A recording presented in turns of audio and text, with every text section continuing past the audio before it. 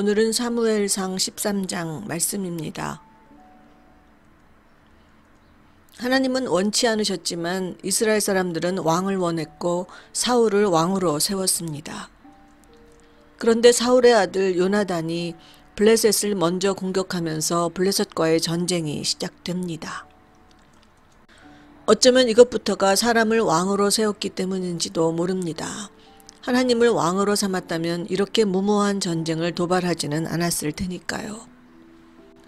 사람을 왕으로 세우면 그의 인간적인 욕심 때문에 우리의 삶이 하지 않아도 될 전쟁에 휘말릴 수 있습니다. 이제 블레셋 군대가 모였는데 이스라엘을 압도하는 그 병거와 마병을 보고 이스라엘의 모든 백성이 떨었습니다.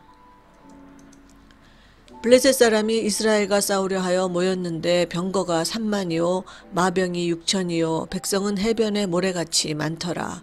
그들이 올라와서 베다웻 동편 믹막스에 진침해 이스라엘 사람들이 위급함을 보고 절박하여 굴과 수풀과 바위 틈과 은밀한 곳과 웅덩이에 숨으며 어떤 히브리 사람들은 요단을 건너 갓과 길르앗 땅으로 가되 사울은 아직 길갈에 있고 그를 좇은 모든 백성은 떨더라. 이에 전쟁을 시작하기 전 제사를 지내기 위해 제사장 사무엘을 기다리는데 사무엘이 정한 기한대로 오지 않자 백성들은 점점 흩어지기 시작합니다. 초조해진 사울은 번제와 화목제물을 이리로 가져오라 하고 자신이 스스로 제사장이 되어 자기 생각대로 번제를 드립니다. 그리고 제사를 마친 후 도착한 사무엘에게 이렇게 말합니다. 사무엘이 가로되 왕의 행한 것이 무엇이뇨? 사울이 가로되 백성은 나에게서 흩어지고 당신은 정한 날 안에 오지 아니하고 블레셋 사람은 믹막스에 모였음을 내가 보았으므로 이에 내가 이르기를 블레셋 사람은 나를 치러 길갈로 내려오겠거늘 내가 여호와께 은혜를 간구치 못하였다 하고 부득이하여 번제를 드렸나이다. 사울의 말은 인간적으로 너무나 논리정연합니다. 이제 곧 적이 쳐들어올 텐데 눈앞의 백성들은 자꾸 흩어지고 또 전쟁을 시작하기 전 하나님의 은혜를 구하는 제사도 지내야 합니다.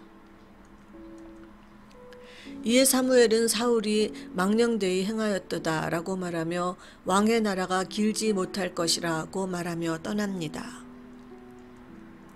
이제 사울이 남은 백성을 계수하니 3,000명 군사 중 600명만 남았습니다.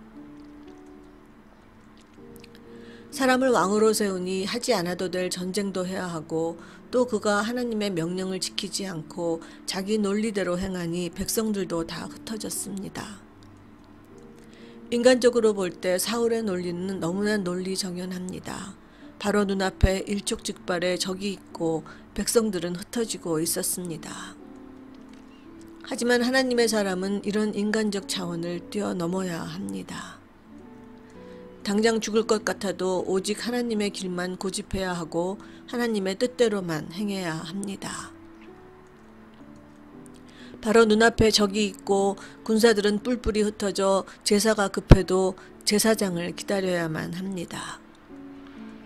수많은 선택의 순간에 너무나 옳은 자기 논리가 아니라 하나님의 논리를 선택하는 자가 진정한 크리스천입니다. 너무나 옳아 보이는 내 논리는 결국 나를 사망의 길로 인도하고 너무나 이해할 수 없는 하나님의 논리는 결국 우리를 생명의 길로 인도할 것입니다. 오늘도 오직 내 논리를 버리는 것만이 우리가 살 길입니다.